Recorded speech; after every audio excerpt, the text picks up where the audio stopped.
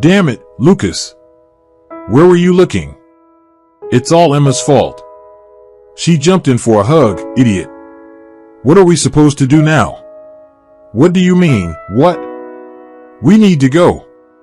Are you out of your mind? Look, there are cameras at the shopping center, and they're on the house too. Damn, what should we do? The man was lying on the asphalt. It was night outside. Lucas wanted to show his friends what his new car could do. He showed them. He saw this guy with a dog crossing the pedestrian crossing, but it was too late. Of course, he tried to slow down, brake so hard he even stood up. If it weren't for Emma, who grabbed him by the neck, he would have managed to stop. We need to call Dad. Call him, just do it quickly. Wait, let's take him to the hospital. We'll call on the way. Look, he's moving. Lucas opened the door, and a frightened Emma peered out from inside. Get out. The girl shook her head, so Lucas just grabbed her and pulled her out of the car. You can walk. They moved the man who was groaning weakly on the seat. The little dog, whimpering, jumped into the car too. Lucas wanted to chase it away, but then waved his hand. They got into the car and sped away. The young man was already dialing his father's number. They arrived at the hospital simultaneously. Lucas's father rushed to the car, and the man in the back seat had already come to. When his father saw him, he turned pale. Paramedics rushed over with a stretcher and transferred the man. The little dog was in his arms. The paramedics wanted to chase it away, get rid of it, but the small redhead put up a fight, barking. Lucas's father said, "Let it stay with him. I'll pay for a separate room." They headed for the emergency room. Lucas pulled his father's sleeve. "What should I do?" His father gave him an angry look. "Wait here, Lucas." Even recoiled, he had never seen his father so angry. He had caused plenty of trouble in his short life, but for his father to yell like that, odd. Judging by his father's reaction, he knew this man. That meant the man wasn't just an ordinary person. There were no ordinary people in his father's circle, only prominent businessmen or criminals. On the other hand, what would such people be doing on the road? They had someone to walk their dogs for them. Lucas was getting completely tangled in his thoughts and decided to wait it out. Lucas opened the trunk, pulled out some beer, and offered a can to his friend Jackson. "One? Sure, I could use it. I feel like I've sobered up." His father still hadn't returned. It was getting light outside. They were almost finishing their second can when Lucas's father came out of the hospital. He stopped in front of Lucas. "I can congratulate you." Lucas stood up. He knew his dad would handle everything. "What's going on in there? Is everything okay?" "Well, how should I put it? Congratulations, you hit the city's prosecutor, the one who never takes bribes. So, I think there's nothing that can save you from prison." "What do you mean?" Lucas sat on the hood. "Dad, what are you saying? I don't want to go to prison." "Who does? Go ahead, try to plead with him, feed the ducks, spoon feed him, do whatever you want. I can't help you. He asked me if you were 18. I said you were, and he said it's time for you to face the consequences of your actions." "Dad, come on. What can I do? What can anyone do? This guy doesn't take money. Everyone in the city is afraid of him. You're not suggesting all right, he's asleep now. It's fortunate that there is nothing too serious. Just a broken arm. Are you drunk?" "No, we just had some beer, Lucas. I'm amazed by you. You're not 15 anymore to act like such an idiot. Come with me." The son wanted to say something to his father, but the way his father looked at him made any desire to object disappear completely. He settled in behind his father's car, and they drove home in silence. At least they didn't call the police, Lucas thought. However, a police car was parked in front of their house. Naturally, his father had paid them off. They recorded that Lucas was sober, but the situation was spiraling out of control. If that stubborn prosecutor didn't forgive him, everything could end very badly. The days dragged on slowly. Lucas and his father went to the hospital several times, bringing gifts and checking on the injured man. The prosecutor remained silent, not saying anything to clarify the situation. 4 days later, the man was discharged, and for Lucas, the days became even darker. It turns out that living in anticipation was even harder than knowing what to expect. His father constantly went to see the prosecutor, but the conversation always remained vague with no clear answers. Lucas started to calm down gradually, reasoning that if the prosecutor didn't want to put him behind bars immediately, he probably wouldn't later. Lucas finally felt at ease. In 2 days, Jackson would celebrate his birthday, and they planned to do it at a restaurant. After all, turning 25 was a big milestone. Jackson's parents were sponsoring the whole thing, so it promised to be quite a party. They still needed to decide on a venue, though. Nobody in the group wanted the place to close at 2 a.m. They wanted to party until morning, so they had to explore options where they could pay extra to keep the party going. There were 4 suitable restaurants in mind, so they needed to visit them, evaluate the atmosphere, and see how receptive they were to their proposal. It was decided to bring Emma along, since after their last encounter when Lucas kicked her out onto the street, she was still sulking. Lucas even gave her a bracelet as a peace offering, but she had yet to let go of her anger. Emma was the daughter of the city's chief physician. She was well off and suitable in many ways. Lucas wouldn't marry her, of course, because Emma was a bit unhinged. Just a sip of alcohol, and she was off the rails. Her father was constantly bailing her out. She had been taken to the police station so many times, it was impossible to count. But Emma was fun and beautiful, she fit perfectly into their group. They agreed to spend the evening at the first restaurant, which was located by the river and happened to be Emma's favorite. To try to appease her a bit, they decided to start with this restaurant. Emma dressed up in a dress, a departure from her usual jeans and shorts attire. Lucas couldn't help but laugh. "Wow, you look like you're going to a wedding. I almost didn't recognize you." Emma shot him an irritated look, but Lucas persisted. "Just don't touch that glass, or you know what will happen.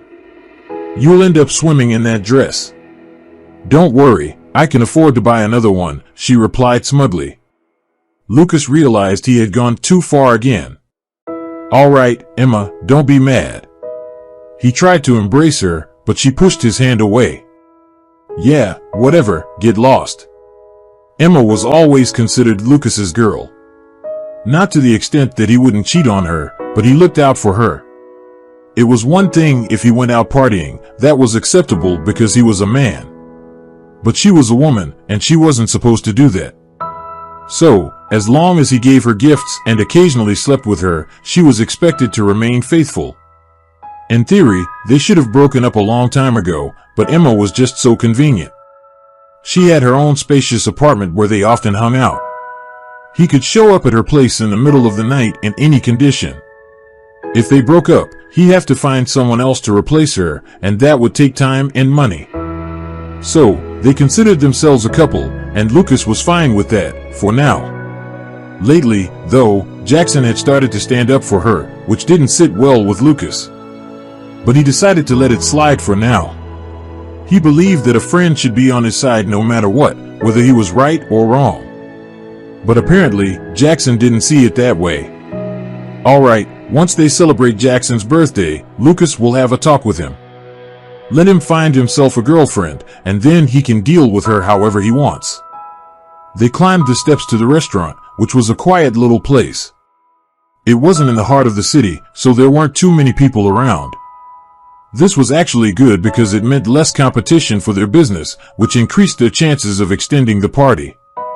However, things didn't go as planned. Even though the restaurant was not crowded, the staff acted as if they were royalty. Emma, as usual, got drunk, started making a scene, and they were asked to leave the dining area. The same thing happened at the 3 other restaurants they visited. A few days later, they gathered at Emma's house. "So, what are we going to do?" "I think we should celebrate at a bar. There's a new one I went to recently, and it's pretty good." It's not too crowded, and the place is nice. Alright, let's go check it out tomorrow. What's there to check? I'll order, and that's it. It stays open until morning. They continued chatting for a while. After a hectic week, Lucas felt a strong urge to sleep. Alright, I'm heading home. I need some rest. He got up and went to leave. Emma and Jackson watched him go, then, and returned to Jackson. You still haven't talked to him, Emma. Can we do it after the birthday party? You know how he is, he'll ruin the entire celebration. Well, alright, but maybe it's time. Let's have a few drinks and then talk, Jackson. Do what you think is best. Come to my place. Lucas left the gathering. He thought about getting into his car, but decided to take a walk instead, as the weather was fantastic. It wasn't too far, and he could use some fresh air. There were no pedestrians around, it was already late at night. He walked slowly, pondering why the prosecutor remained silent. It had been more than 2 weeks, and his father still couldn't provide a clear answer. On one hand, this was good, time was passing. On the other hand, it worried him a bit, even if only slightly. He noticed a girl walking towards him. It was almost 3 in the morning, and she seemed audacious to be out alone at this hour. She was wearing a tracksuit, and the hood was pulled up, obscuring her face. Lucas briefly thought that she might be so ugly that she could only go out at night. He couldn't help but chuckle as the girl walked up to him.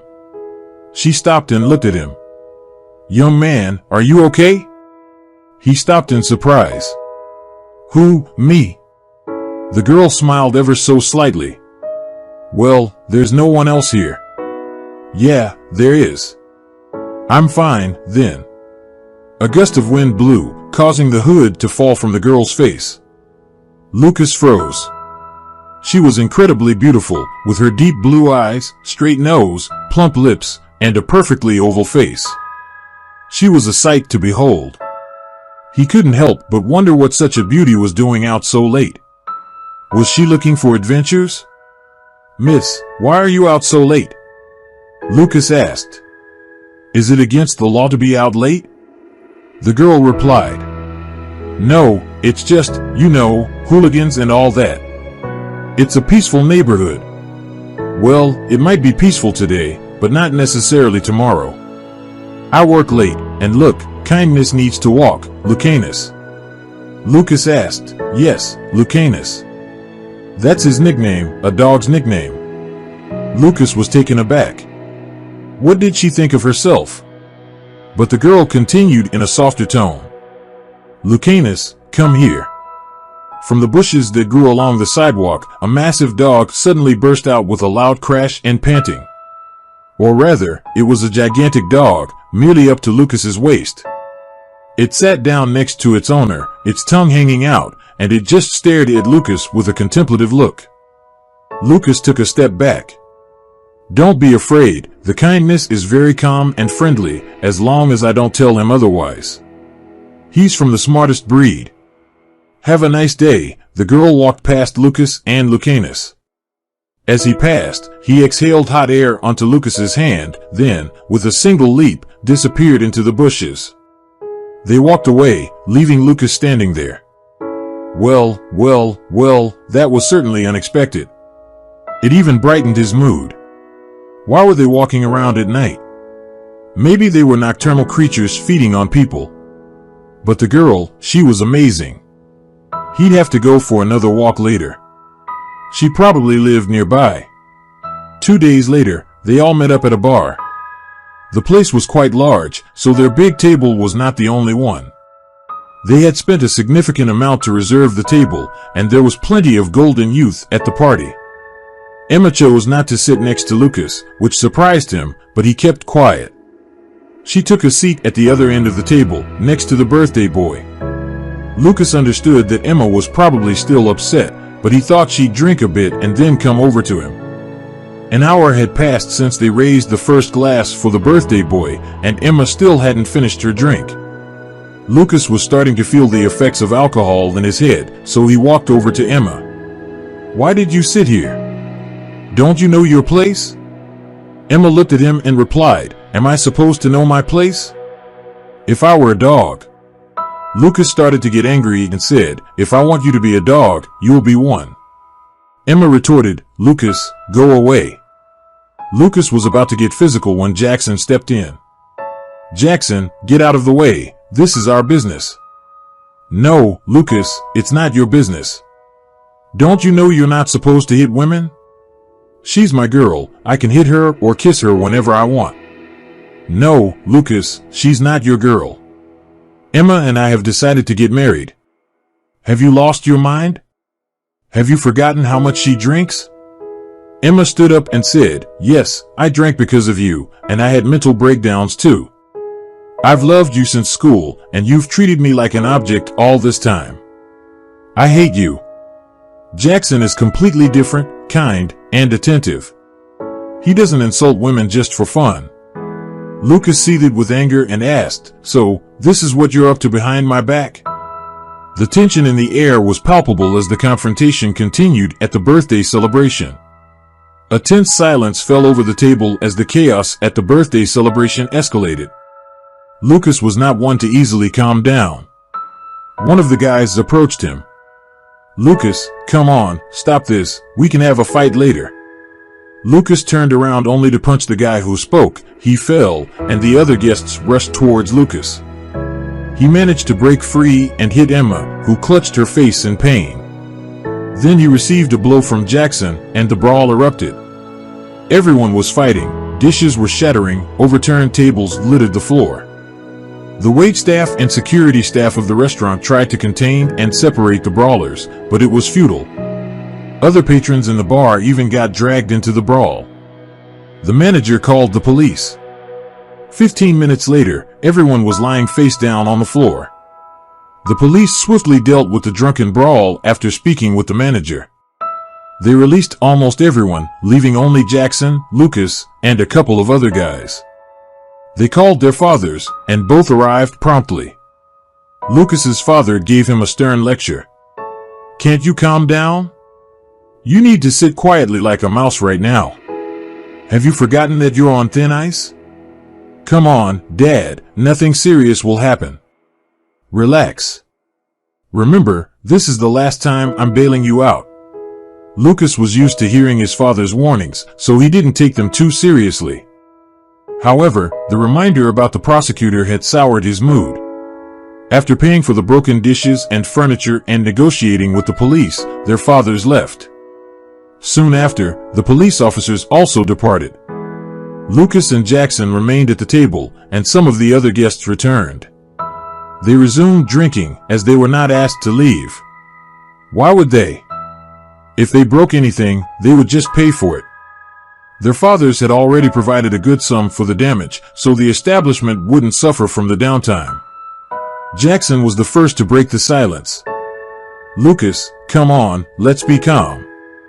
You never really needed Emma, you just kept her around for convenience. Let her go, stop torturing her. Why do you care? Why I needed her, weren't you my friend? Well, sorry, but watching you constantly jerk her around wasn't very interesting." Lucas noticed a young cleaning lady tidying up the mess they had created out of the corner of his eye. She had a great figure, and to his surprise, expensive wireless earbuds in her ears. It was strange, how much could she earn here? Young people didn't usually take up cleaning jobs like this, and yet she was wearing those earbuds. Maybe she stole them somewhere. Then the cleaning lady turned, and Lucas recognized her. She was the same girl from that night with the dog. What a twist! He had even thought about her a few times and considered going out at night to meet her, but she turned out to be a cleaner in the bar, which made things much simpler. People like her were willing to do anything for peanuts. Lucas stood up. "Hey, beautiful." The girl calmly looked at him, didn't remove her earbuds, and said, "Hello." And then she walked past him. Lucas was so taken aback by her audacity that he instinctively grabbed her arm. "Hey, where do you think you're going? I haven't finished talking to you yet." The girl looked at his hand in a way that made him involuntarily release her fingers. She took off her earbuds and said, "Did you want something?" Lucas stuttered. Me? Yes, you. I'm sorry, but I need to work. They don't pay me just for standing around. The girl was about to leave again, and Lucas grabbed her hand once more. How much do they pay you here? He laughed drunkenly. For some reason, he didn't want to let go of her hand. In another situation, he would have introduced himself differently, but now she was just a cleaner. Let me pass, do you hear me? What are you being so stubborn for?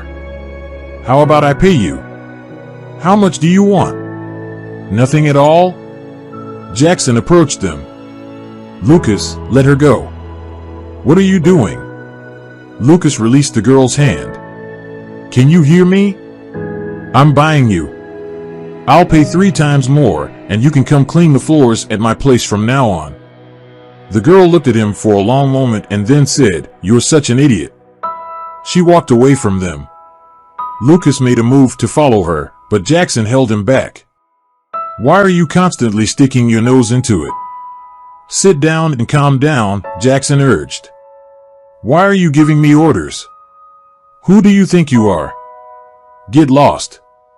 Lucas snapped, and he unsteadily went after the girl. Hey, mop girl, stop. How much do you want? Name your price, and I'll pay you. I'll wake up in the mornings, and you'll be scrubbing my floors naked. Lucas left Jackson's side. Should he just leave Lucas here, let him get into some kind of trouble, and maybe he won't be bailed out a second time? A few days in lockup might do him good. The girl stopped in her tracks and turned around. Lucas approached her. Hey, how much do you want? I have plenty of money. Lucas said, grinning. Now they might reach an agreement. You don't have anything. You haven't earned a single penny yourself. You can't even solve your own problems. You immediately called Daddy. The girl responded. Lucas was taken aback. He felt deeply hurt and angry. In reality, the girl was right, but he couldn't stand for anyone to talk to him like that. As he tried to collect his thoughts, he heard another voice nearby. Daughter, what's going on here? Lucas recognized that voice. He spun around abruptly, stumbled, and accidentally knocked over a bucket of dirty water. He and the girl ended up falling together onto the wet floor. Lucas struggled to stand, but his feet slipped on the wet surface. Jackson rushed over and helped him up. Lucas was furious. They would all regret this. Daddy had come to pick up his daughter from work and do some shopping on the way. He looked at the man in front of him, and it was the same prosecutor he had hit with his car. The man squinted his eyes. It's you again. Can't you calm down? It seems like it's time to teach you a lesson. Lucas clearly understood that one call from this prosecutor, and he'd be in deep trouble. Plus, the altercation today, and to top it off, the janitor turns out to be his daughter. What's going on here, really? Why is the prosecutor's daughter working as a janitor in a bar? He was scared to the point that his knees buckled. He didn't want to end up in jail or the army, and now it seemed that something like that was definitely looming over him. His legs became completely weak, and he fell to his knees. Forgive me, please. I didn't know she was your daughter, Lucas pleaded, kneeling down. Jackson and those who had returned to have a drink were surprised. The always arrogant and haughty Lucas was now on his knees, humbly asking for forgiveness. The prosecutor's little dog, in his arms, barked loudly, and the guys burst into laughter. Lucas didn't pay them any attention. What did they matter? He had problems. Calling his father would be useless and probably make things worse. What was he supposed to do? Please tell me what needs to be done. I'll do anything, Lucas implored. The prosecutor looked at him with interest. Anything? Yes, Lucas replied hopefully. The prosecutor smiled. You know what? My daughter is studying and working here to avoid taking money from me. She gets very tired. I think it would be fair if she took a break and you worked in her place. She'll show you where the buckets and mops are. You can clean up everything that you messed up yourself, and we'll watch and see how you do. Wash the floor? Lucas asked. Exactly. You'll wash the floor and clear the dishes from the tables. In short, you'll do the work you were planning to pay my daughter for. If you do a good job, we might even give you a bonus. But if you do a poor job, well, you understand. There's only one way out. The girl smiled, handed Lucas the mop, and went to a table. Her father sat down next to her, and they were brought coffee. After a couple of minutes during which Lucas stood holding the mop in a daze, the prosecutor asked, "Why are you wasting time?" "I can't sit here for long. I have business to attend to. I need to make sure there are no complaints about your work." Lucas started cleaning. The guys had pulled out their phones about half an hour ago. Lucas could see that they were recording him, but he tried not to pay attention. In a different situation, if it weren't for the prosecutor nearby, he would have immediately started a fight. But now he had to endure it. It was okay. He would settle scores with them later. It all felt so endlessly long. Lucas was washing the floors, but they kept drying and leaving streaks. People from the group started showing up at the bar. Videos were spreading through messages at lightning speed. Everyone wanted to see Lucas mopping the floors. Many didn't like the guy because of his arrogance and bad temper. But they tolerated him because his dad was practically the most powerful figure in town. Finally, the cleaning was done. The room was filled with young people, even all the waiters had come out to watch. Then the little dog, a tiny nuisance, jumped out of the prosecutor's arms, ran over to Lucas, squatted, and left a puddle. The prosecutor chuckled, "Unpleasant, isn't it? But you'll have to clean it up. You see, some dogs, like people, have no manners." Lucas gritted his teeth, feeling the weight of so many eyes on him. Everyone was waiting. What would he do? He looked at the prosecutor and said, "This isn't fair." The prosecutor stood up. "You think you can talk about fairness? We won't even consider the accident where you were drunk. Let's just focus on your behavior today. You thought the janitor wasn't a human being? Well, now you're the janitor yourself. How does it feel in that role? And notice, nobody is even humiliating you with offers." Lucas silently picked up a cloth and began wiping up the puddle. A sigh swept through the room, and his friends looked at him in disgust. The prosecutor turned to his daughter. "So what do you say? Do you accept the job from him?" The girl walked through the room and smiled. "Yes, everything is fine. You can close up." The crowd spilled onto the street, talking loudly among themselves. Lucas was the last to exit. All of his friends stood together off to the side, staring at him. No one attempted to approach or say anything. Their expressions conveyed nothing but disdain, complete disdain, as if he were just some homeless person. Lucas silently got into his car and sped away. He drove onto an empty street and stopped for a while. He just sat there, and then he began to cry. He cried so hard out of humiliation and anger that even the steering wheel became wet. None of his friends ever spoke to him again, and Jackson and Emma didn't even invite him to their wedding. Lucas stayed home and occasionally took drives around the city. One evening he went to his father. "Dad, I've been thinking. Can you help me with something?" "What have you done now?" "Nothing, Dad.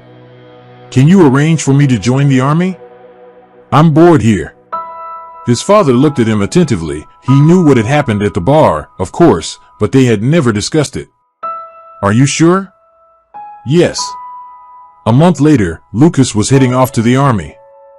No one came to see him off, and he didn't tell anyone. He only knew that his father had arranged through the prosecutor to keep him out of any hot spots, although he was against it. Maybe that was exactly what he needed, but he didn't argue with his father, especially because his mother was constantly nagging. Boarding was about to begin. Other soldiers were being hugged and bid farewell, but Lucas was alone. He had forbidden his parents from coming. Lucas. He turned around. Before him stood a huge dog, though today it was well behaved, wearing a muzzle and on a leash, and behind the dog was the same girl. "I somehow had a feeling you'd be alone. Decided to come and see you off." Lucas's lips stretched into a smile. "Thank you. I'm really glad you're not mad anymore." "No, I blame myself for everything. That's good. Then, Luckinus and I are worried, right? Luckinus, the dog, barked loudly, and Lucas laughed together with the girl.